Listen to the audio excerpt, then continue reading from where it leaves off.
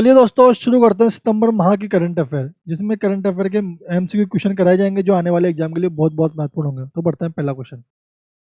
माँ वाउचर योजना का शुभारंभ कब किया गया? माँ वाउचर योजना का शुभारंभ किया गया 17 सितंबर 2024 को। कब किया गया? 17 सितंबर 2024 को माँ वाउचर योजना का शुभारंभ किया गया तथा कैबिनेट को उसको मंजूरी दी थी। वो दी थी 8 अगस्त को। कैबिनेट को मंजूरी दी थी 8 अगस्त 2024 को कैबिनेट ने मंजूरी दी और योजना का शुभारंभ 17 मार्च 2024 को किया गया। और यह योजना सबसे पहले कहाँ कहाँ पर शुरू की गई थी? राजस्थान में शुरू की गई थी, बारा, भरतपुर और फलौदी में।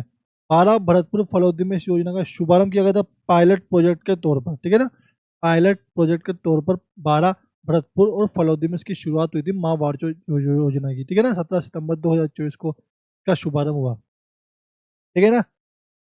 और ये योजना जानती है, इसमें महिलाओं को 2 बार निःशुल्क सोनोग्राफी के लिए सुविधा दी जाएगी, फ्री। ठीक है ना, निजी और सरकारी अस्पताल में सोनोग्राफी के लिए योजना है माँ वाउचर योजना। पढ़ते हैं अगला क्वेश्चन। पन्नाधाय बाल गोपाल योजना के तहत कक्षा 1 से 5 के विद्यार्थियों को कितने मिलीलीटर दूध प्रदान किया जाएगा?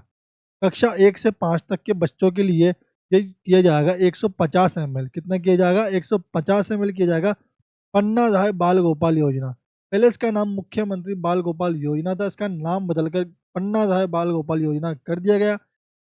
यह योजना 1 से 8 तक के बच्चों के लिए योजना है, जिसमें 1 से 5 तक के बच्चों को 150 ml का दूध दिया जाएगा और 6 से 8 तक की बात करूँ तो 6 से 8 तक के बच्चों को दिया जाएगा 200 ml। कितना दिया जाएगा? 200 ml दिया जाएगा। तो ये याद रखेंगे। ठीक है, 1 से 5 तक तो 150 ml और 6 से 8 तक के बच्चों को 200 ml दूध दिया जाएगा। ठीक है ना। क्वेश्चन ऐसा पूछा जा सकता है कि पन्नाधाय बाल गोपाल योजना का संबंध किससे है? तो दूध देने से। ठीक है ना, तो इसका राइट आंसर होगा सी। सितंबर 2024 में प्रधानमंत्री मातृत्व वंदन योजना के तहत विकलांग महिलाओं को कितना लाभ मिलता है? इसमें विकलांग महिला को लाभ मिलता है, वो मिलता है 10,000 रुपये। कितना मिलता है? 10,000 रुपये दिव्यांग के लिए लाभ मिलता है। और सामान्य महिला की जो राशि है वो मिलती है 6,500 रुपये। दोनों को याद रखना है, दिव्यांग का 10,000 रुपये और सामान्य महिला को 6,500 रुपये प्रधानमंत्री मातृ वंदन योजना के तहत राशि दी जाती है। ठीक है, राइट आंसर होगा इसका डी। अगला, knowledge enhancement knowledge enhancement programme के तहत कितने युवा किसानों को विदेश यात्रा पर भेजा जाएगा? ठीक है ना, एक नॉलेज इन्हांसमेंट प्रोग्राम चलाया गया, इसमें 100 युवाओं को विदेश भ्रमण कराया जाएगा। ठीक है ना, 100 युवाओं को विदेश भ्रमण कराया जाएगा। इसका आंसर 100 नहीं है, इसमें से 80 80 को कृषि क्षेत्र के लिए भेजा जाएगा और 20 को डेयरी पशुपालन क्षेत्र के लिए भेजा जाएगा। इसमें विदेश यात्रा में कितने लोगों को भेजा जाएगा? 100 को भेजा जाएगा। ठीक है ना, 100 को भेजा जाएगा। राइट आंसर होगा इसका बी। 80 तो कृषि क्षेत्र के लिए भेजा जाएगा और 20 पशुपालन क्षेत्र के लिए भेजा जाएगा। ये भी याद रखना। ठीक है ना, तो युवाओं को भेजा जाएगा। अब देखते हैं, अन्नाधाय बाल गोपाल योजना के बारे में निम्नलिखित कथनों पर विचार कीजिए। तो देखते हैं, इस योजना के तहत कक्षा 1 से 5 और 6 से 8 तक दोनों विद्यार्थियों को दूध पाउडर प्रदान किया जाएगा।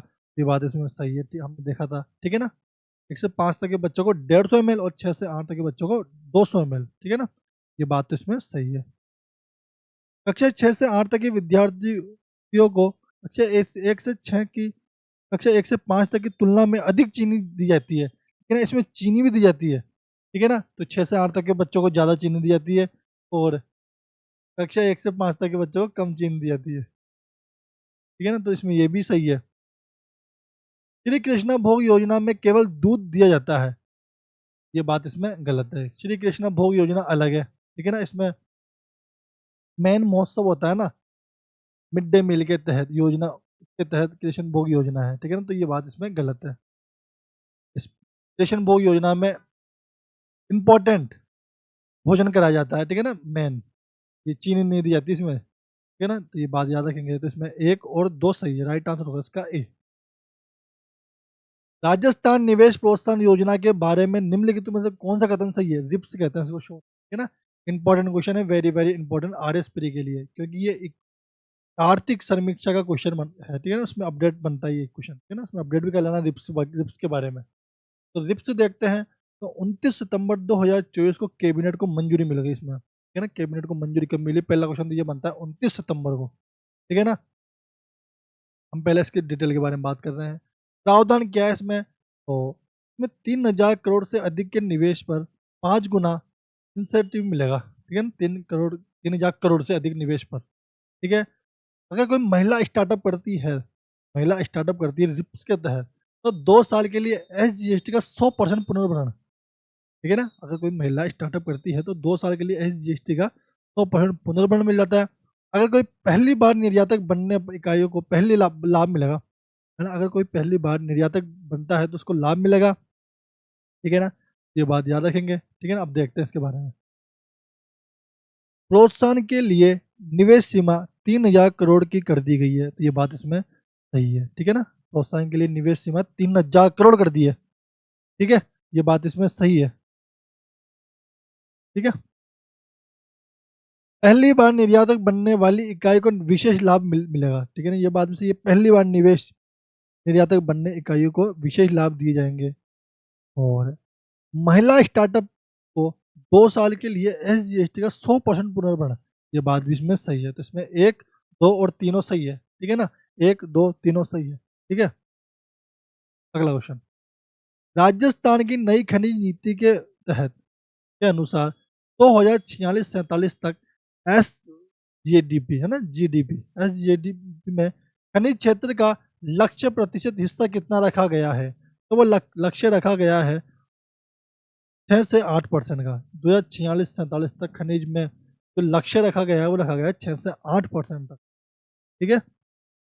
और जो वर्तमान की बात करूँ तो राजस्थान खनिज जीडीपी में राजस्थान है 3.4%, वर्तमान में 3.4%, 2047 तक तो 6 से 8% तक ले जाना है, ठीक है ना? याद रखेंगे इसमें। अगला,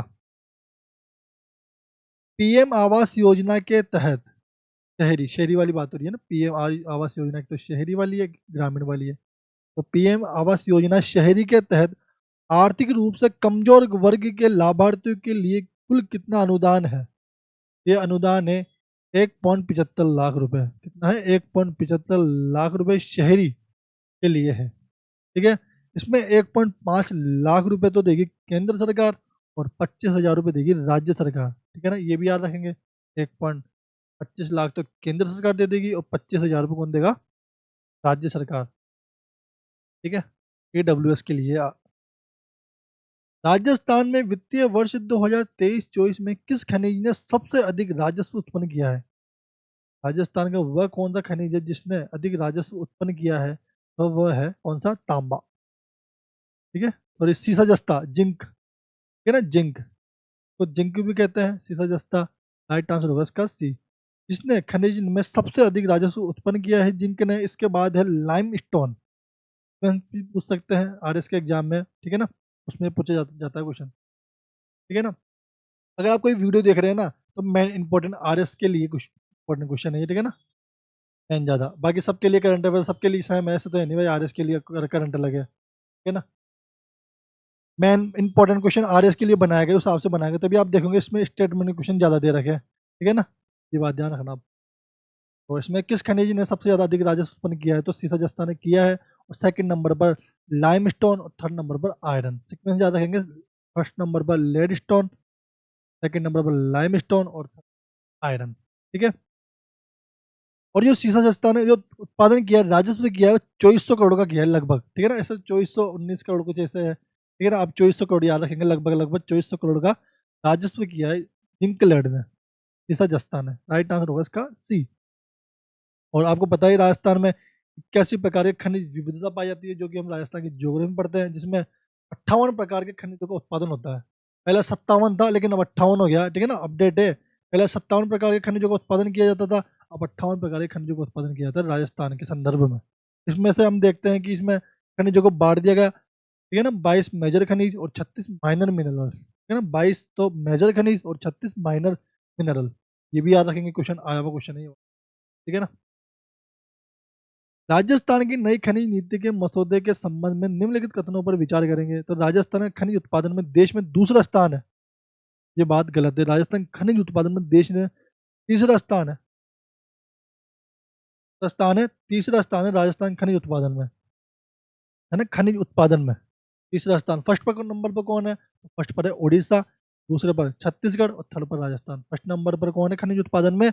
वो है उड़ीसा। झारखंड मत करना इसमें, हालांकि झारखंड है लेकिन झारखंड खनिज उत्पादन में नहीं है, भंडारण के मामले में झारखंड, ठीक है। झारखंड भंडारण के मामले में है, और उत्पादन के मामले में उड़ीसा, दूसरे नंबर पर है छत्तीसगढ़, तीसरे नंबर पर राजस्थान। तो पहला स्टेटमेंट इसमें गलत है, इसमें दूसरा बता रखा है, ठीक है। दूसरा स्टेटमेंट देखते हैं। नीति का लक्ष्य अगले 5 वर्षों में खनिज का राजस्व 25,000 करोड़ तक बढ़ाना है। ये बात इसमें सही है ना।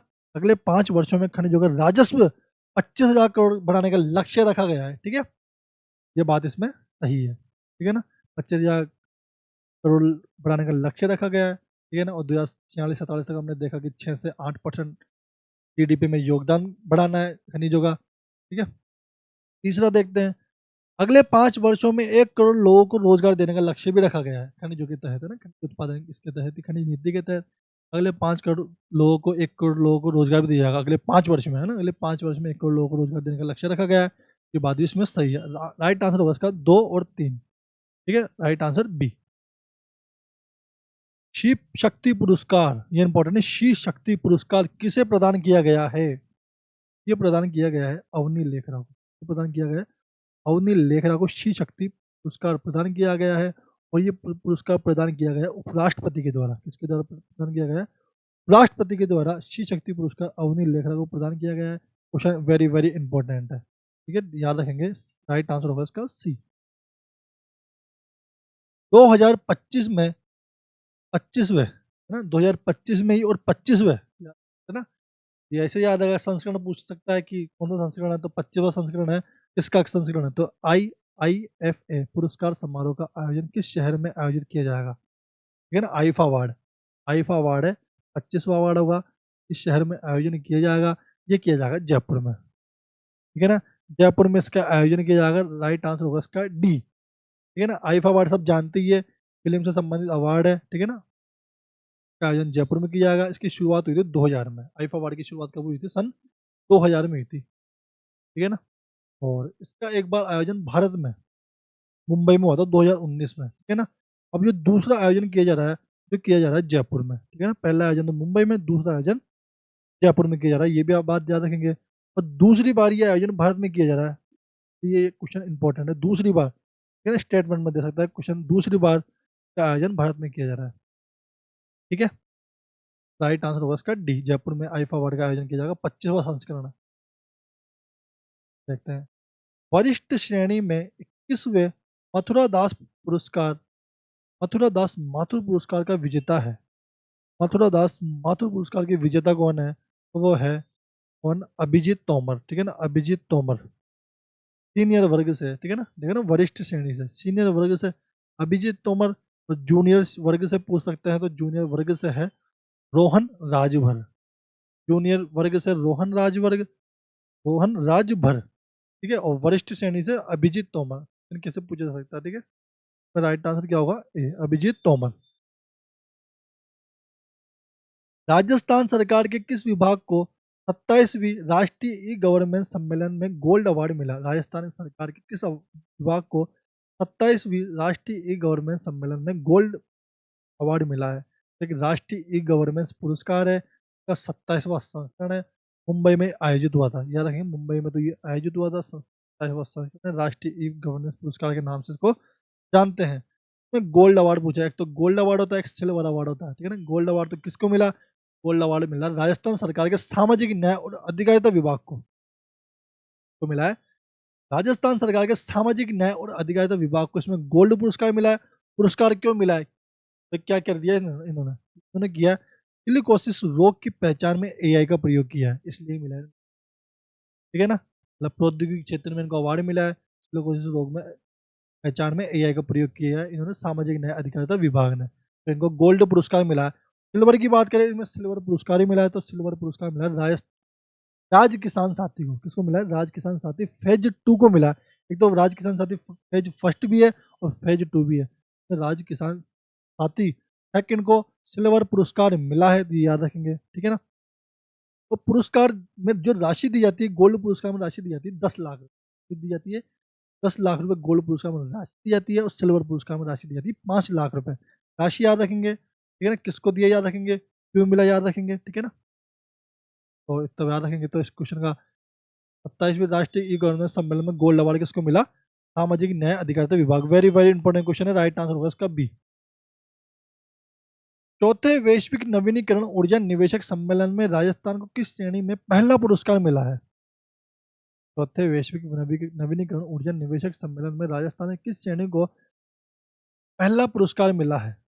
तो मिला है सौर ऊर्जा क्षमता में। किस मिला है, सौर ऊर्जा क्षमता में राजस्थान को प्रथम पुरस्कार मिला सौर ऊर्जा क्षमता में। वेरी वेरी इंपॉर्टेंट है। सौर आज का पता ही है, सौर सौर ऊर्जा राजस्थान में चल रही है, पवन ऊर्जा चल रही है, तो सौर ऊर्जा में राजस्थान को प्रथम पुरस्कार मिला है। तो अक्षय ऊर्जा उत्पादन का द्वितीय पुरस्कार मिला है राजस्थान को। सौर ऊर्जा में तो द्वितीय, सौर ऊर्जा में प्रथम, ठीक है ना। और दुनिया का सबसे बड़ा सोलर पार्क जानते हैं कहाँ पर, भड़ला में, ठीक है ना। तो पहला पुरस्कार किसको मिला, किसमें मिला राजस्थान सम्मेलन में, चौथे वैश्विक सम्मेलन में सौर ऊर्जा क्षमता को किसको मिला, सौर ऊर्जा क्षमता में पहला पुरस्कार। सेकंड पुरस्कार पवन ऊर्जा को मिला, सेकंड पुरस्कार, ठीक है ना। का जो संस्करण हुआ था गांधीनगर में हुआ था, ठीक है ना। गांधीनगर जानते हैं, गुजरात में गांधीनगर। राइट आंसर होगा इसमें। खाद्य सुरक्षा सूचकांक में किस राज्य ने पहला स्थान प्राप्त किया है। फूड सेफ्टी इंडेक्स जारी हुई है, ठीक है ना। तो इसमें किस राज्य ने पहला स्थान प्राप्त किया है, तो जो पहला स्थान प्राप्त किया है खाद्य सुरक्षा सूचकांक में वो है केरल, ठीक है ना। पहला स्थान केरल, सेकंड स्थान तमिलनाडु। दो तक याद रखना है, पहला स्थान केरल, सेकंड पर तमिलनाडु। खाद्य सुरक्षा सूचकांक में पहला केरल, दूसरा तमिलनाडु। राजस्थान की बात करें, ठीक है ना, राजस्थान की तो बात करेंगे ही ना, राजस्थान में रहने वाले बन, तो राजस्थान का स्थान है छठा। राजस्थान का स्थान कौन सा है इसमें, छठा। पहला है केरल, दूसरा तमिलनाडु, राजस्थान का छठा स्थान। राइट आंसर होगा पहला तो केरल, ठीक है ना। आपके इन क्वेश्चन के साथ 80 क्वेश्चन कंप्लीट नहीं हो रहे, 80-90 क्वेश्चन कंप्लीट हो रहे हैं आपके। 200-300 क्वेश्चन कंप्लीट हो रहे हैं राजस्थान करंट अफेयर में, ठीक है ना। सब करंट अफेयर आ गए इसमें, राजस्थान, राष्ट्रीय, अंतर्राष्ट्रीय, एवं 200-300 करंट अफेयर क्वेश्चन कंप्लीट होंगे आपके इस वीडियो में, याद रखना आप, ठीक है। पढ़ते हैं अगला क्वेश्चन। TLFS सर्वेक्षण में राजस्थान की बेरोजगारी दर क्या थी। TLFS सर्वेक्षण में राजस्थान की बेरोजगारी दर क्या थी। इसमें बेरोजगारी दर थी 4.2%, ठीक है ना। 4.2% इसमें दर थी, इसमें राजस्थान 11वें स्थान पर रहा है, ठीक है ना। PLFS सर्वेक्षण रिपोर्ट है, राजस्थान 11वें स्थान पर रहा है, 4.2% की इसमें दर है। राइट आंसर होगा इसका बी। राजस्थान की वैश्विक नवीनीकरण ऊर्जा निवेशक सम्मेलन में प्रदर्शन प्रदर्शन से संबंधित निम्नलिखित कथनों पर विचार कीजिए। देखते हैं। राजस्थान ने नवीनीकरण ऊर्जा उत्पादन में दूसरा पुरस्कार प्राप्त किया है। ये बात इसमें सही है, राजस्थान ने दूसरा पुरस्कार प्राप्त किया है, ये बात इसमें सही। राजस्थान में जोधपुर के भड़ला में विश्व का सबसे बड़ा सौर पार्क है, ये बात देखी हमने, ठीक है ना। विश्व का सबसे बड़ा सोलर पार्क जोधपुर में। राइट आंसर होगा इसका, दो भी सही है, फर्स्ट। तीसरा देखते हैं। राजस्थान को पवन ऊर्जा उत्पादन में उत्कृष्टता के लिए पुरस्कार मिला, ये बात इसमें गलत है, ठीक है ना। इसमें फर्स्ट और सेकंड सही है। राइट आंसर होगा इसका ए। इंटर कल्चर ओलंपियाड 2024 में स्वर्ण पदक कौन जीता। इंटर कल्चर, है ना, cultural sorry, inter cultural olympiad 2024 में स्वर्ण पदक कौन जीता। उसमें जीता है अदिति ब्रह्मभट्ट ने, ठीक है ना। अदिति ब्रह्मभट्ट ने इंटर कल्चरल ओलंपियाड में स्वर्ण पदक जीता है, ठीक है ना। ये जयपुर घराने से है, ठीक है ना। जयपुर घराने में इन्होंने कथक प्रस्तुत किया था, इसलिए इंपॉर्टेंट बन जाता है क्वेश्चन ये। जयपुर घराने में अदिति भट्ट ने कथक प्रस्तुत किया। कथक जानते हैं आप, शास्त्रीय नृत्य जयपुर का, है ना, जो अपन देखते हैं इंडिया लेवल पर कथक नृत्य, कथक नृत्य, है ना। जयपुर से उत्पत्ति मानी जाती है कथक नृत्य की, ठीक है ना, इसलिए इंपॉर्टेंट है क्वेश्चन ये वाला। इंटर कल्चरल ओलंपियाड 2024 में स्वर्ण पदक अदिति। Right answer B.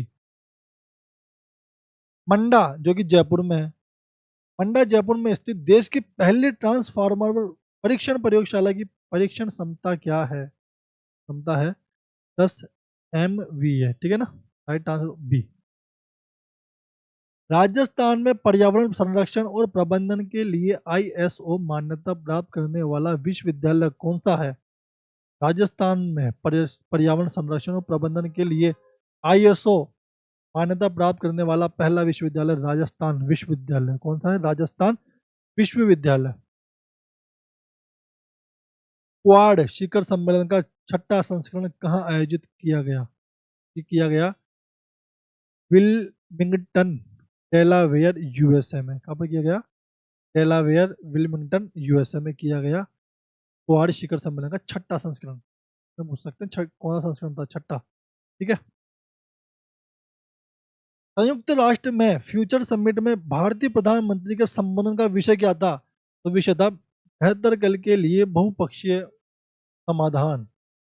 बेहतर कल के लिए बहुपक्षीय समाधान इसका विषय था, पीएम मोदी का, प्रधानमंत्री का। राइट आंसर इसका बी। क्वाड शिखर सम्मेलन के संबंध में निम्नलिखित कथनों पर विचार करेंगे। भारत 2025 में, भारत 2025 में क्वाड शिखर सम्मेलन की मेजबानी करेगा, तो ये बात इसमें सही है। क्वाड एट सी शिप ऑब्जर्वर मिशन 2030 में लॉन्च करेगा, ये बात भी इसमें सही है। ठीक है, ये बात इसमें सही नहीं है। 2030 में लॉन्च करेगा, ये बात इसमें गलत है। ठीक है ना, ये बात इसमें गलत है। सही कौन सा है? फर्स्ट वाला सही है, सेकंड वाला गलत है। क्वाड कैंसर मून शॉट पहल की घोषणा इस शिखर सम्मेलन में की गई, ये बात भी इसमें सही है। तो राइट, इसमें असत्य बताना है। असत्य कौन सा है? केवल दो। अगला क्वेश्चन, भारत और ओमान वायुसेना के बीच, भारत और ओमान वायुसेना के बीच ईस्टर्न ब्रिज अभ्यास का कौन सा संस्करण मसीरा, ओमान में आयोजित किया गया? तो वो किया गया कौन सा संस्करण? सातवां संस्करण। कौन सा संस्करण? सातवां संस्करण किया गया। तो राइट आंसर होगा इसका B. Global renewable energy investor meet and expo 2024 कहाँ आयोजित हुआ? तो ये आयोजित हुआ गांधीनगर गुजरात में। कहाँ आयोजित हुआ? गांधीनगर गुजरात में।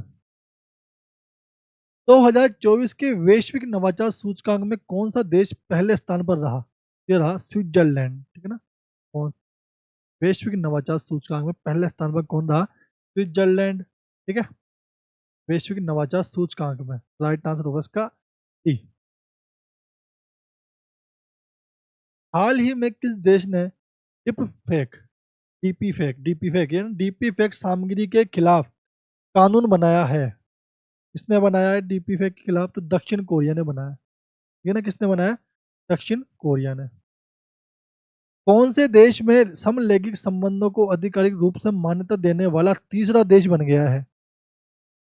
कौन सा देश बना है? थाईलैंड। है ना, समलैंगिक संबंधों को आपराधिक रूप से मान्यता देने वाला तीसरा देश थाईलैंड।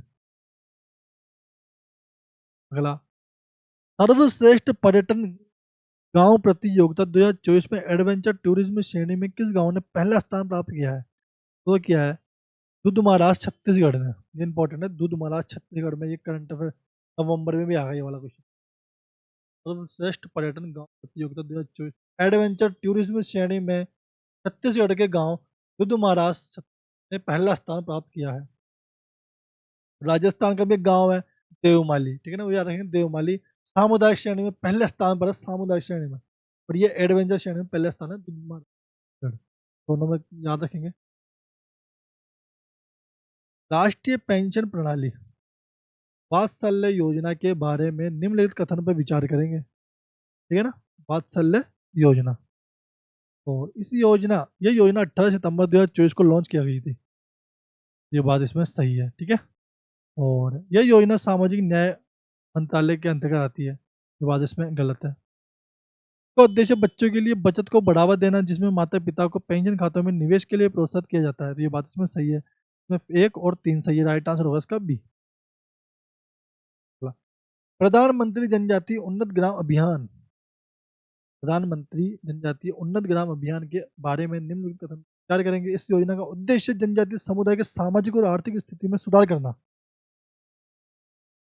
योजना का उद्देश्य जनजातीय समुदाय, ठीक है ना, आर्थिक स्थिति में सुधार करना इस योजना का उद्देश्य है, तो ये बात इसमें सही है। ठीक है, बात इसमें सही है। इसे 30 राज्यों केंद्र शासित प्रदेशों में 549 जनजातीय बहुल जिलों में लागू किया जाएगा, ये बात भी इसमें सही है। स्वदेश दर्शन के तहत जनजातीय होम स्टे योजना का हिस्सा है, ये बात भी इसमें गलत है। ये बात इसमें गलत है। ठीक है, राइट आंसर होगा इसका ए। इलेक्ट्रिक मोबिलिटी को बढ़ाने के लिए पीएम ई ड्राइव योजना का बजट, इलेक्ट्रिक मोबिलिटी को बढ़ाने के लिए पीएम ई ड्राइव योजना का बजट कितना है? 10,900 करोड़ रुपए। कितना है? 10,900 करोड़ रुपए बजट है। Right answer B. Bio ride योजना का उद्देश्य क्या है? बायो राइड उद्देश्य योजना का उद्देश्य है बायोटेक स्टार्टअप्स के लिए पारिस्थितिक तंत्र को मजबूत करना। Right answer A. रंगीन मछली मोबाइल ऐप के लॉन्च के साथ किस मछली प्रजाति को जारी किया गया था? अमृत कतला को, है ना। रंगीन मछली मोबाइल ऐप के लॉन्च के साथ किस मछली प्रजाति को जारी किया गया था? अमृत कतला। राइट आंसर होगा इसका बी। पर्यटन मित्र और पर्यटन दीदी पहल की शुरुआत, पर्यटन मित्र और पर्यटन दीदी पहल की शुरुआत हुई थी 27 सितंबर से। 27 सितंबर से पर्यटन मित्र और पर्यटन दीदी पहल की शुरुआत की गई थी। राइट आंसर होगा इसका ए। नेक्स्ट क्वेश्चन, आयुष्मान भारत योजना के संबंध में, आयुष्मान भारत योजना के संबंध में निम्नलिखित कथन पर विचार करें तो यह 10 लाख रुपए मुफ्त स्वास्थ्य बीमा योजना प्रदान करती है। ये बात इसमें गलत है। ये ना 10 लाख रुपए नहीं करती, करती 5 लाख रुपए। कितने करती? 5 लाख रुपए। यह योजना 70 वर्ष से अधिक उम्र के व्यक्तियों पर लागू होती है। यह बात इसमें सही है। बीमा का लाभ केवल अस्पताल में भर्ती होने तक सीमित है। यह बात इसमें गलत है। ठीक है ना। तो देखते हैं कौन सा इसमें पूछा कुछ क्वेश्चन असत्य कौन सा है। तो इसमें असत्य है केवल दो। ठीक है ना, सॉरी, 1 और 3 देखा ना हमने। 10 लाख रुपए का नहीं है, 5 लाख रुपए और बीमा का लाभ केवल अस्पताल तक नहीं है, बात तक भी है। 1 और 3 गलत है। राइट आंसर होगा इसका ए, 1 और 3। विवाद से विश्वास 2.0 योजना, विवाद से विश्वास 2.0 योजना के संबंध में निम्नलिखित कथन पर विचार करेंगे। तो इसे बजट 2024 में घोषित किया गया था। है ना, इसे बजट 2024 में 25 में घोषित किया गया था। ये बात सही है। यह योजना लंबित मामलों को सुलझाने के लिए संपूर्ण कर चुकाने की अनुमति देती है। तो ये बात भी इसमें सही है। इसमें करदाताओं को पेनल्टी छूट मिलेगी लेकिन ब्याज छूट नहीं मिलेगी। ये बात इसमें गलत है। ठीक है, इसमें 1 और 2 सही है। राइट आंसर होगा इसका 1 और 2। ठीक है, 7वां राष्ट्रीय सुरक्षा रणनीति सम्मेलन कहाँ आयोजित किया गया? 7वां राष्ट्रीय सुरक्षा रणनीति सम्मेलन कहाँ आयोजित किया गया? नई Delhi. Right answer A. Bharat का पहला ग्रॉस एनवायरमेंटल प्रोडक्ट किस राज्य ने लॉन्च किया? उत्तराखंड ने लॉन्च किया भारत का पहला ग्रॉस एनवायरमेंटल प्रोडक्ट। है ना, उत्तराखंड ने लॉन्च किया। Right answer A. भुज से अहमदाबाद के बीच वंदे मेट्रो सेवा का नया नाम क्या है? भुज से अहमदाबाद, गुजरात में जगह, भुज से अहमदाबाद के बीच वंदे मेट्रो सेवा का नया नाम क्या रखा गया? पुराना नाम तो वंदे मेट्रो सेवा, अब नया नाम क्या रखा गया? नमो भारत रैपिड रेल। क्या रखा गया? नमो भारत रैपिड रेल इसका नाम रखा गया। राइट आंसर होगा ए। एशियन किंग युद्धों का पहला केंद्र किस शहर में स्थापित किया गया? ये गोरखपुर उत्तर प्रदेश में यह स्थापित किया गया। ये इंपॉर्टेंट है। एशियाई गिद्धों का विश्व का पहला, ये इंपॉर्टेंट है, विश्व का पहला एशियाई गिद्धों का प्रजनन केंद्र है। ठीक है ना, इसलिए इंपॉर्टेंट है। गोरखपुर उत्तर प्रदेश में इसको स्थापित किया गया। राइट आंसर होगा इसका बी। ठीक है, निम्नलिखित का मिलान करें। इसमें कुछ समितियां दी गई है और इसमें कुछ समितियों के अध्यक्ष दिए गए हैं, इसमें मिलान करना है। विदेशी मामलों पर स्थायी समिति के अध्यक्ष, विदेशी मामलों पर स्थायी समिति के अध्यक्ष तो बनाए गए हैं कौन? शशि थरूर। कौन बनाए गए? शशि थरूर। तो इसमें 4 आ जाएगा। तो 4 कहाँ पे आ रहा है? इसमें 4 आ रहा है ए में। ठीक है ना, ए में आ रहा है। देख लेते हैं और भी हम। और कृषि संबंधी समितियां चरणजीत सिंह। ठीक है, और ग्रामीण विकास समिति ये सप्तगिरी शंकर। ठीक है, शिक्षा संबंधी समिति ये दिग्विजय सिंह। राइट आंसर होगा इसका ए। भारत का पहला CO2 से मेथनॉल उत्पादन पायलट प्लांट, है ना, पायलट प्लांट कहाँ स्थापित किया गया? ये स्थापित किया गया पुणे में। कहाँ पर स्थापित किया गया? पुणे में। राइट आंसर होगा इसका बी। पुणे हवाई अड्डा का नया नाम क्या रखा गया? पुणे हवाई अड्डे का नया नाम क्या रखा गया? रखा गया जगत गुरु संत तुकाराम महाराज हवाई अड्डा क्या रखा गया? जगत गुरु संत तुकाराम महाराज हवाई अड्डा इसका नाम रखा गया, पुणे हवाई अड्डा का नया नाम। राइट आंसर होगा इसका सी, जगत संत तुकाराम। ठीक है। हाल ही में किस कंपनी को नवरत्न का दर्जा मिला? ये मिला है NHPCL, ठीक है ना, NHPCL को इसमें नवरत्न का दर्जा मिला। ठीक है, राइट आंसर बी। और इसमें बात करो तो अब तक 25 नवरत्न कंपनियां हो गई है। कितनी? 25 नवरत्न कंपनियां हो गई इसको मिला के। वदावन बंदरगाह की आधारशिला कहाँ रखी गई? वदावन बंदरगाह भी चर्चा में। ठीक है, ये महाराष्ट्र में। महाराष्ट्र में जगह पूछ ले तो महाराष्ट्र में पालघर। ठीक है ना, तो ये सब जगह पता नहीं रही तो 50-50 हो जाएगा क्वेश्चन। ठीक है ना, तो ये महाराष्ट्र के पालघर में वदावन बंदरगाह को आधारशिला रखी गई। राइट आंसर होगा इसका बी। 1 अक्टूबर 2024 से लागू संशोधन के अनुसार एक उच्च कौशल मजदूर के लिए न्यूनतम दैनिक वेतन क्या है? तो वो है 1035। ठीक है ना, 1035। Right answer B. Video video NXT है ना, वीजियो वीजियो वीजियो वीजियो नहीं होता कि जियो, जो जियो वाला। ठीक है ना, जो जियो की सिम आती है वो वाला VGO। ठीक है ना। NXT प्रोजेक्ट का उद्देश्य क्या रखा गया? तो उद्देश्य रखा गया कृत्रिम और भावनात्मक बुद्धिमत्ता का प्रयोग करके फैशन ट्रेंड की जानकारी प्रदान करना। इसमें देखो ऐसे है कि AI और EI को मिलाकर, यानी AI को आर्टिफिशियल इंटेलिजेंस और EI यानी इमोशनल इंटेलिजेंस को मिलाकर फैशन ट्रेंड ट्रेंड की जानकारी देगा ये VGO। क्या किसकी जानकारी देगा? ठीक है ना, फैशन ट्रेंड की जानकारी देगा VGO। ठीक है।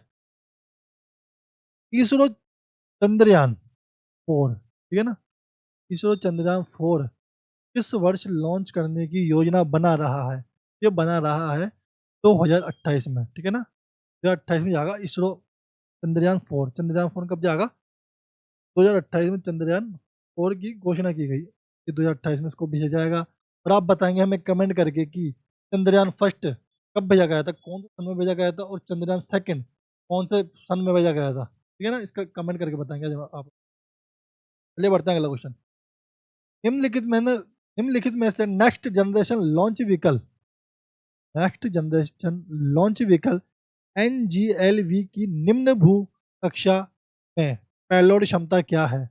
वो पेलोड क्षमता है 30 टन। कितनी है? 30 टन। ठीक है ना, 30 टन पेलोड क्षमता है किसकी? NGLV की। ठीक है ना, NGLV की 30 टन पेलोड क्षमता है। ठीक है, जो LVM 3 से, LVM 3 पहले चलता था, LVM 3 से 3 गुना ज़्यादा क्षमता रखता है। ठीक है ना, इतनी बात याद रखेंगे। बेंगलुरु स्थित स्टार्टअप ने नासा के कॉमर्शियल स्मॉल सैटेलाइट डेटा अधिग्रहण कार्यक्रम में भाग लिया। पिक्सल। ठीक है, राइट आंसर इसका बी। NGLV के बारे में सही कथनों पर पहचान करें। तो NGLV में LVM 3 की तुलना में 3 गुना, बता ना, 3 गुना ज़्यादा क्षमता रखता है ना।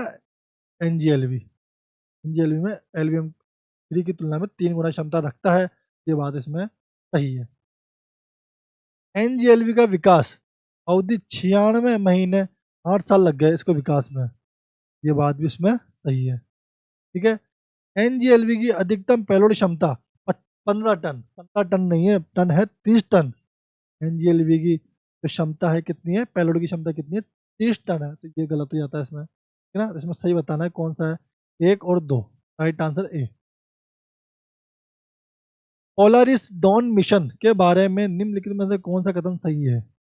पोलारिस डॉन मिशन के बारे में, ये दुनिया का पहला कॉमर्शियल स्पेस वॉक मिशन है। दुनिया का पहला स्पेस वॉक मिशन है पोलारिस मिशन। ठीक है ना, विश्व का पहला, इंपॉर्टेंट है ये, पहला हो रहा है तो। ठीक है, ये बात इसमें सही है। Mission Van Allen radiation belt में यात्रा करेगा। ठीक है ना, mission Van Allen radiation belt में यात्रा करेगा। ठीक है ना, तो ये बात इसमें सही है। ये मिशन चीन द्वारा लॉन्च किया गया। ये मिशन चीन द्वारा नहीं, ये लॉन्च किया गया नासा द्वारा। ठीक है ना, यानी USA। ठीक है ना, USA द्वारा फोल्ड से फाल्कन 9 रॉकेट द्वारा इसको लॉन्च किया गया, पोलारिस डॉन मिशन को। ठीक है ना, फाल्कन 9 जानते ही है, फाल्कन 9 जो कि स्पेस एक्स का रॉकेट है, फाल्कन 9, ठीक है ना, याद है। एक और दो सही है। जोरावर ऑटोमोटिव परीक्षण कहाँ किया गया, परीक्षण जोरावर, ये इंपॉर्टेंट क्यों बोला, क्योंकि जैसलमेर राजस्थान में का परीक्षण किया गया जोरावर मोटोवेटिव परीक्षण। जोरावर क्या है, ये रक्षा प्रौद्योगिकी में है। जोरावर एक टैंक है, टैंक, ठीक है ना, टैंक है हल्का वाला, याद रखेंगे इसे। Right answer A. VLSRSAM missile की रेंज क्या है, इसकी रेंज है 25 से 30 किलोमीटर, ठीक है ना, 25 से 30 किलोमीटर की रेंज है, जो कि 360 डिग्री घूमकर दुश्मनों को खत्म कर सकते हैं, 360 डिग्री घूमकर, ठीक है ना।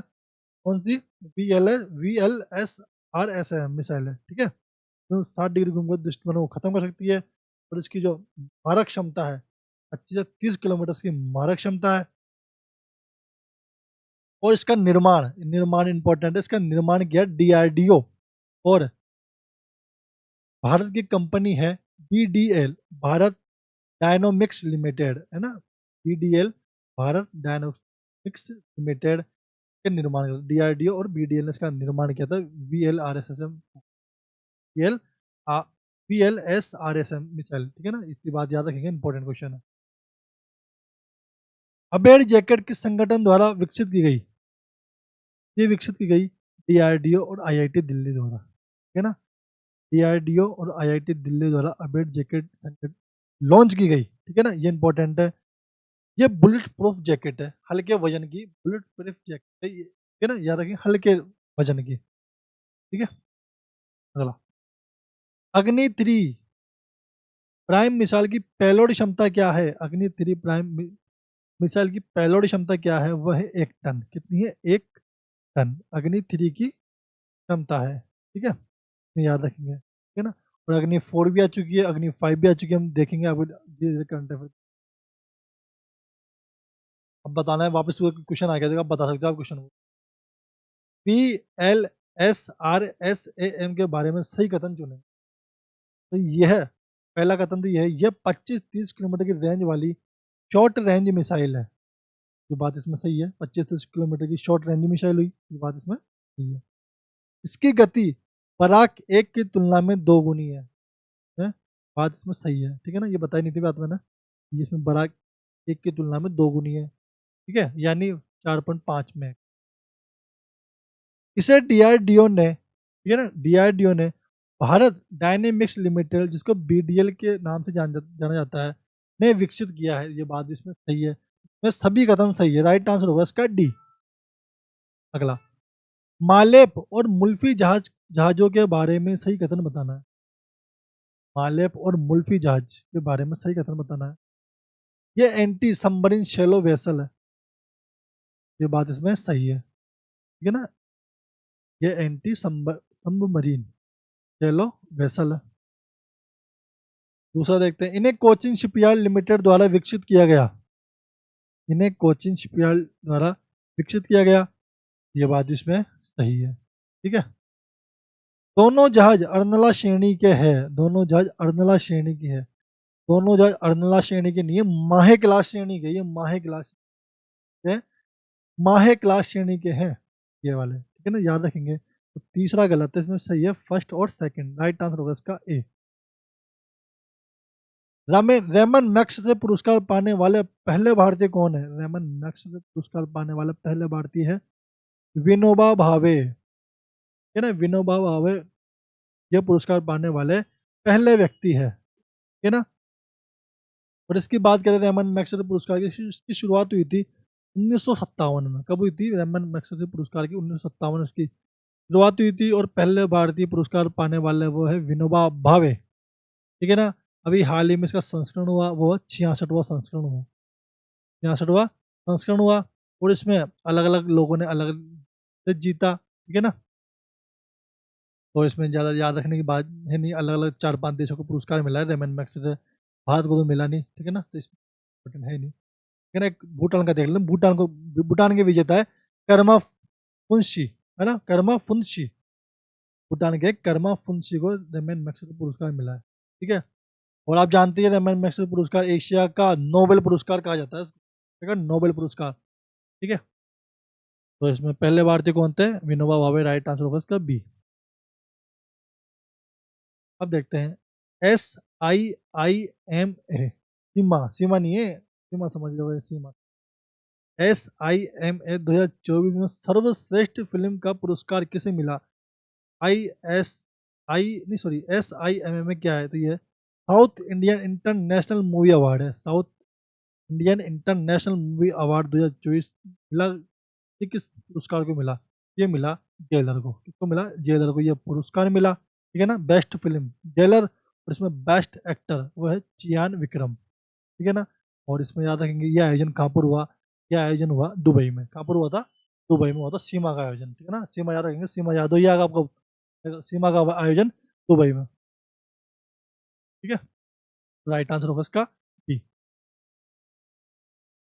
97 ऑस्कर पुरस्कारों के लिए भारत की ओर से सर्वश्रेष्ठ अंतर्राष्ट्रीय फीचर फिल्म के लिए नामांकित फिल्म कौन सी थी? तो वो थी लापता लेडीज। ठीक है ना, लापता लेडीज इसमें नामांकित फिल्म थी। राइट आंसर होगा इसका सी। ठीक है ना। 97 ऑस्कर अवार्ड के लिए सर्वश्रेष्ठ अंतर्राष्ट्रीय फीचर फिल्म थी लापता लेडीज। इसके डायरेक्टर कौन है? इसके डायरेक्टर है किरण राव। ठीक है ना, डायरेक्टर याद रखेंगे, किरण राव इसके डायरेक्टर है। ठीक है। 76वें एमी पुरस्कार कहाँ आयोजित किए गए? 76वें एमी पुरस्कार आयोजित किए गए यूएसए के लॉस एंजल्स में, है ना, यूएसए के लॉस एंजल्स का आयोजन किया गया। राइट आंसर होगा इसका सी। ठीक है। रेमन मैग्सेसे पुरस्कार के बारे में सही कथन बताना है। आप बता सकते हो इसके बारे में? इसे अक्सर अक्सर नहीं, एशिया का नोबेल पुरस्कार ही कहा जाता है इसको। ठीक है ना, तो ये सही है। ठीक है ना, इसे एशिया का नोबेल पुरस्कार कहा जाता है, ये बात इसमें सही है। विनोबा भावे पहले भारतीय थे जिन्होंने ये पुरस्कार प्राप्त किया था, ये बात इसमें सही है। इस पुरस्कार का 66वां संस्करण 2024 में आयोजित किया गया था, यह बात इसमें सही है। 66वां संस्करण हुआ था रमेन मैग्सेसे पुरस्कार का। तो राइट आंसर सभी कथन सही है। Right answer D. SIIMA, SIIMA गई फिर। ठीक है ना, South Indian International Movie Award SIIMA 2024 के बारे में सही कथन बताना है। यह पुरस्कार दुबई में बताया मैंने, कहाँ पर? दुबई में हुआ, है ना। दुबई जानते हैं कहाँ पर? यूएई में। ठीक है ना, यूएई में हुआ है, तो ये बात इसमें सही। ठीक है। शिवा कार्तिकेयन ने सर्वश्रेष्ठ अभिनेता का पुरस्कार जीता, ये बात इसमें सही है। दिया ना, ध्यान विक्रम ने। और जेलर को सर्वश्रेष्ठ फिल्म का अवार्ड मिला, ये बात इसमें सही है। तो इसमें सभी कथन सही है। Right answer D. इंपॉर्टेंट है क्या? सबसे ज्यादा इंपॉर्टेंट ये पैरा ओलंपिक है ना। पेरिस ओलंपिक हम सितंबर करंट अफेयर में देखेंगे, सॉरी उसमें देखेंगे, अगस्त करंट अफेयर में देखेंगे पेरिस ओलंपिक और ये पैरा ओलंपिक के बारे में। तो भारत ने पैरा ओलंपिक में अब तक के सर्वश्रेष्ठ प्रदर्शन में कितने पदक जीते हैं? पैरा ओलंपिक में भारत ने सर्वश्रेष्ठ प्रदर्शन में कितने पदक जीते हैं? तो 29 पदक जीते हैं। कितने पदक जीते हैं? 29। और 29 में यह भी याद रखने हैं कि स्वर्ण पदक कितने जीते, रजत पदक कितने जीते, कांस्य पदक कितने। तो भारत ने स्वर्ण पदक पैरा ओलंपिक में जीते हैं 7 पदक, पैरा ओलंपिक में जीते हैं। और रजत पदक 9 जीते हैं, और कांस्य पदक 13 जीते हैं। ठीक है ना, कुल मिलाकर कितने हो गए? 29 पदक जीते हैं भारत ने। और भारत का स्थान क्या रहा है? भारत का स्थान रहा है 18वां। पैरा ओलंपिक में भारत का स्थान क्या रहा है? 18वां। वहीं पेरिस ओलंपिक की बात करें, पेरिस ओलंपिक की बात करें इसकी तुलना में, देखो तुलना में चीज जल्दी याद होती है, अंतर करते हैं ना अपन, तुलना में जल्दी याद होती है। तो पैरा ओलंपिक में तो 29 मेडल मिले, जिसमें भारत का स्थान रहा है 18वां। और वहीं पेरिस ओलंपिक की बात करें तो उसमें स्थान रहा है भारत का 71वां। ठीक है ना, दोनों बात याद रखेंगे अपन। ठीक है ना, इसका राइट आंसर हो गया बी। जिसमें स्वर्ण पदक तो 7 मिले, रजत पदक 9 मिले, और 13 मिले, टोटल मिला के 29 हो गए। ठीक है, आगे बात करते हैं। पेरिस पैरा ओलंपिक है ना में भारतीय दल के शेफडी मिशन, भारतीय दल के शेफडी मिशन कौन थे? तो भारतीय दल के शेफडी मिशन थे, पैरा ओलंपिक की बात हो रही है ना, पैरा ओलंपिक की बात है ना, कंफ्यूज मत हो ना दोनों में। तो इसमें सत्य प्रकाश सागवान को पैरा ओलंपिक भारतीय दल के शेफडी मिशन के रूप में घोषित किया गया। और शेफडी मिशन जानते हैं, जो जो भारत का पूरा प्रतिनिधित्व करके वो लेके जाता है, सबको पूरी व्यवस्था यही संभालता है, फिर वो होता है, ठीक है ना? वो इसका राइट आंसर होगा। वही हम उसकी बात कर ले, पेरिस ओलंपिक की, उसके शेफ्ड मिशन थे गगन गगन नारंग, ठीक है ना? उसके थे शेफ्ड मिशन गगन नारंग, ठीक है ना? गगन नारंग, ठीक है ना? दोनों याद रखेंगे। इसका राइट आंसर ए। किस नए खेल में भारत ने इस पैरा ओलंपिक में पहली बार हिस्सा लिया है? तो वह हिस्सा लिया है, तो कौन सा खेल है भारत ने इस ओलंपिक में पहली बार हिस्सा लिया है? लिया है पैरा रोइंग में। पैरा रोइंग में भारत ने पहली बार हिस्सा लिया है, पैरा ओलंपिक में, है ना? और इसमें और भी नए खेल थे, जैसे पैरा साइकिलिंग, पैरा रोइंग और ब्लाइंड जूडो। तीनों खेल याद रखेंगे, para cycling, para rowing, blind judo, ठीक है? और पेरिस ओलंपिक में भी स्केट बोर्ड, इस प्रकार के खेल है, ठीक है ना? तो हम देखेंगे नवंबर अगस्त वाले में, ठीक है? तो इसमें बी राइट आंसर होगा।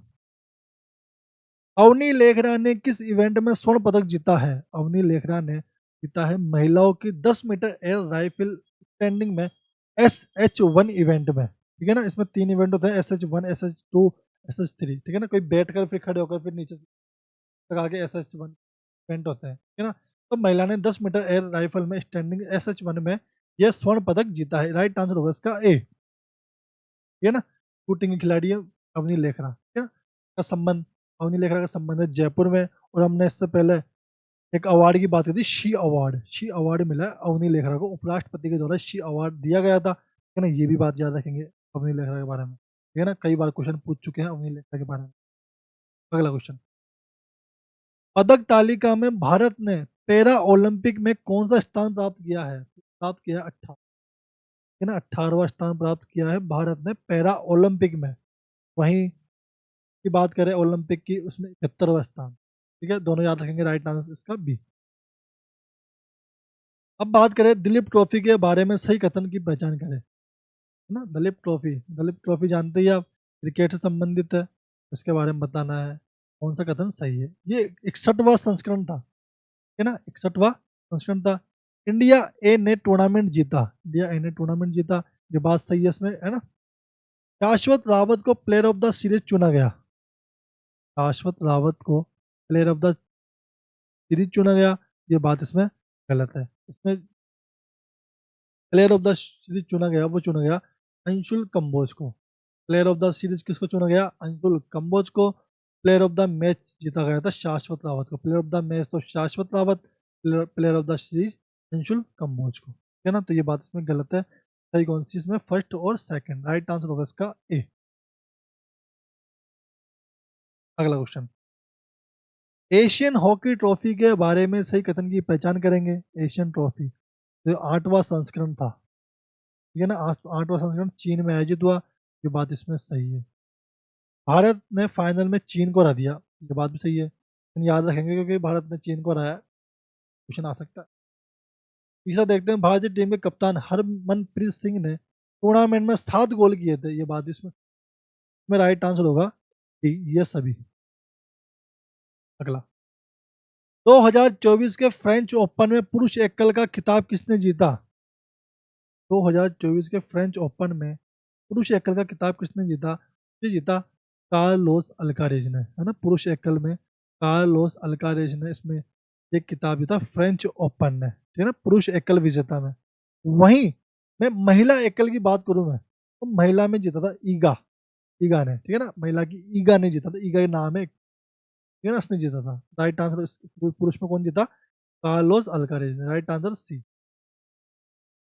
विंबलडन 2024 में महिला एकल का खिताब किसने जीता? वो जीता बारबोरा क्रेजिसियोकोवा, ठीक है ना? राइट आंसर, ठीक है ना? विंबलडन, है ना? अलग अलग प्रकार के ओपन होते हैं, टेनिस ओपन होते हैं, जैसे Australia, French, Wimbledon, US open, इस पे अलग अलग प्रकार के कन्फ्यूजन करने वाले क्वेश्चन आते हैं, ठीक है ना? तो इसको जरूर याद रखना, क्वेश्चन आने के चांस ज़्यादा बनते हैं।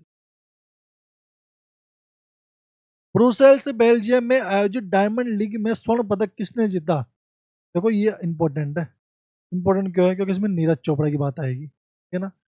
हालांकि इसका आंसर नीरज चोपड़ा नहीं है, ठीक है ना? तो देखते हैं पहले, ब्रुसेल्स बेल्जियम में आयोजित डायमंड लीग में स्वर्ण पदक किसने जीता? ये स्वर्ण पदक जीता है एंडरसन पीटर्स, ठीक है ना? अब आप बोलोगे नीरज चोपड़ा कहाँ पर है? स्वर्ण पदक तो जीता है एंडरसन ने, तो नीरज चोपड़ा आएंगे रजत पदक में। और स्वर्ण पदक जीता एंडरसन पीटर्स ने, और नीरज चोपड़ा ने जीता रजत पदक इसमें, ठीक है ना। डायमंड लीग के नाम से जाना जाता है इसको ना, डायमंड लीग, ठीक है ना, लुसाने डायमंड लीग, ठीक है ना, बेल्जियम में आयोजित हुआ है। राइट आंसर होगा इसका तो स्वर्ण पदक में एंडरसन पीटर्स और रजत में नीरज चोपड़ा। अगला, हनोवर जर्मनी में आयोजित world deaf shooting champion Bharat ने कितने पदक जीते हैं? भारत ने जीते हैं 21 पदक।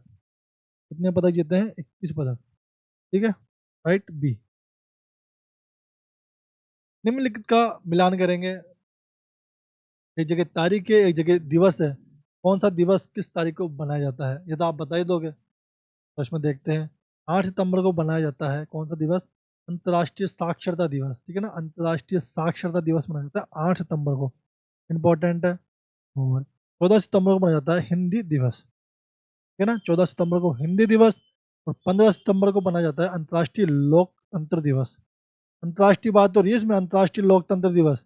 ये तो लोकतंत्र दिवस तो अपने भारत में 15 अगस्त को मनाया जाता है, लोकतंत्र है ना, स्वतंत्रता दिवस लोकतंत्र दिवस है। और गणतंत्र दिवस तो 26 जनवरी, उस दिन संविधान दिवस भी मनाया जाता है, उस दिन राष्ट्रीय दूध दिवस भी मनाया जाता है, ठीक है ना, तो बात याद रखेंगे अपन। और 16 सितंबर को मनाया जाता है ओजोन परत संरक्षण दिवस। 16 सितंबर को ओजोन परत संरक्षण दिवस, 15 सितंबर को अंतर्राष्ट्रीय लोकतंत्र दिवस, 14 सितंबर को हिंदी दिवस, और 8 सितंबर को अंतर्राष्ट्रीय साक्षरता दिवस मनाया जाता है, सब याद रखेंगे। इसमें राइट आंसर होगा ए। KKN दारूवाला लिखी गई पुस्तक का नाम क्या है? ठीक है ना, ये नाम है KKN दारूवाला द्वारा लिखित पुस्तक का नाम क्या है? वो है अंडर द ओरियन, ठीक है ना। क्वेश्चन आने के चांस बढ़ते हैं इस बार पुस्तकों के, क्योंकि कई बार 1-2 साल से क्वेश्चन नहीं आ रहे, पुस्तकों से संबंधित क्वेश्चन आ सकता है। तो KKN Daruwalla under the Orion, right answer होगा इसका ए। दूसरी अंतर्राष्ट्रीय ग्रीन हाइड्रोजन कॉन्फ्रेंस कहाँ आयोजित की गई? दूसरी अंतर्राष्ट्रीय ग्रीन हाइड्रोजन कॉन्फ्रेंस आयोजित की गई भारत मंडपम नई दिल्ली, राइट आंसर सी। 11 सितंबर को बनाया जाने वाला राष्ट्रीय वन शहीद दिवस, एक दिवस ये भी याद रख लेंगे, 11 सितंबर को बनाया जाने वाला राष्ट्रीय वन शहीद दिवस की प्रेरणा क्या है? ये प्रेरणा है 1730 की खेजड़ली घटना, ठीक है ना, 1730 की खेजड़ली घटना, ठीक है ना। अब आप हमें बताएंगे इस क्वेश्चन का आंसर कि खेजड़ली घटना जोधपुर के किस शासन के समय हुई थी? ये घटना है ना, जोधपुर के किस शासन के समय खेजड़ली घटना हुई थी? 1730 में हुई थी, ठीक है ना, किस शासन के समय हुई थी? इसका आंसर आप कमेंट करके हमें बताएंगे, ठीक है। वीडियो को लाइक करें, शेयर करें और चैनल को सब्सक्राइब करें, ठीक है, धन्यवाद।